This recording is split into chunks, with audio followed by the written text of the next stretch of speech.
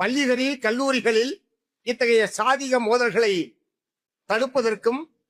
தடுப்பதற்குரிய பல்வேறு நல்ல ஆலோசனைகளை நீதிபதி சந்துரு அவர்களுடைய தலைமையிலான அந்த ஆணையம் தமிழ்நாடு அரசுக்கு வழங்கியிருக்கிறது. ஏற்கனவே இருந்த தமிழ்நாடு அரசாங்கம் அதன் மீது எந்த நடவடிக்கையும் எடுக்கவில்லை. கமிஷன் போட்டாங்க, கமிஷன் ரிப்போர்ட் கொடுத்தது. ரிப்போர்ட்டை அப்போது இருந்த முதலமைச்சர் திரு மு.க. ஸ்டாலின் அவர்கள் பெற்றுக்கொண்டார்.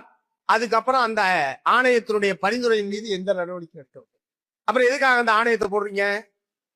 அதாவது அந்த நேரத்தில் பிரச்சனை இது பண்றதுக்கு பாருங்க, நாங்க கமிட்டி போட்டிருக்கிறோம், அவங்க பரிந்துரை வந்ததுன்னா நாங்க எல்லாத்தையும் செஞ்சிருவோம் என்பது போன்ற ஒரு மக்கள் மத்தியில ஒரு அபிப்பிராயத்தை உருவாக்குவதற்கு அது பயன்படுத்தப்படுகிறதே தவிர, பல லட்சம் ரூபாய் செலவழித்து உருவாக்கப்பட்ட அந்த ஆணையத்துடைய பரிந்துரைகள் முறையாக அமுல்படுத்தப்படவில்லை என்று சொன்னால் அதனால் என்ன பிரயோஜனம்?